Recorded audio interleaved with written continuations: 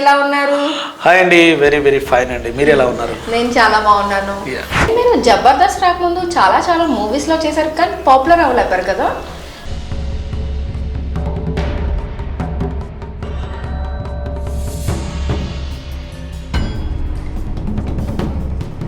And Sandeep గారితో కూడా మీరు పని చేశారు కదా? అర్జున్ రెడ్డి, సందీప్ వంగ అన్నతో కూడా నేను చేశాను.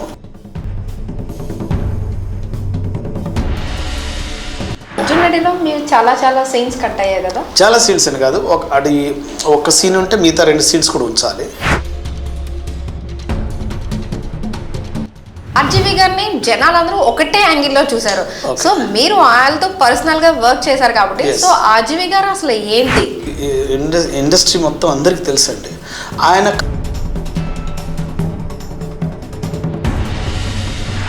అసలు ఆయన ఉద్దేశం ఏంటి? నీ దగ్గరే ప్రూవ్ చేసుకోవాలి, నీతోనే ఉండాలి నువ్వు అంటే. ప్రపంచం 100 కోట్ల మంది జనాభా అండి. నువ్వు అలా గ్రౌండ్ గీసుకోవడం కాదు, తెలిసిందే మాట్లాడాలి, తెలియదనే చెప్పాలి. అంటే తెలిసి తెలియనట్టుంటే అది కరెక్ట్ కాదు. ఆ మైండ్ సెట్తో ఉంటే మనకు కష్టం. మీకు మళ్ళీ జబర్దస్త్లోకి ఎంట్రీ వస్తే వెళ్ళాలనుకుంటున్నారా? నేను జబర్దస్త్లోకి ఛాన్స్ వస్తే వెళ్ళాలనుకుంటున్నది కాదండి. నేను జబర్దస్త్ని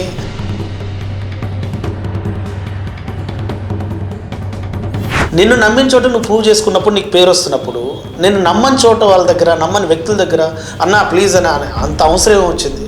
ఎదుటి వాళ్ళు నేను అర్థం చేసుకున్నప్పుడు థ్యాంక్ యూ అన్నా, నేను ఇంతవరకు నీకు అర్థమయ్యాను కదా, థ్యాంక్ యూ అని ఎగ్జిట్ కార్డ్ తప్పలేదు. నన్ను రిసీవ్ చేసుకున్న చోట నేను పనిచేయటం నాకు ఇష్టం. అలానే ఇప్పుడు ఏమంటారు కదా, నమ్మిన వ్యక్తి దగ్గర మనం పని చేసుకుంటే వాళ్ళకు ప్లస్, మనకు ప్లస్. సో నమ్మకం లేని వ్యక్తుల దగ్గర పోయి మనం ప్రూవ్ చేసుకోవాలని ట్రై చేయడం కన్నా మనల్ని నమ్మిన వ్యక్తుల దగ్గర పని చేసుకోవడం కరెక్ట్ అనుకుంటాను.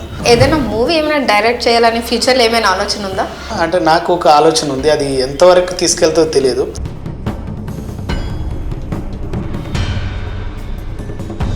మనం చూసి నవ్వుకొని వాళ్ళకున్న బాధలు మర్చిపోతే అంతకు మించి ఉన్న ఆనందం ఇంకెక్కడ లభించదు కదా.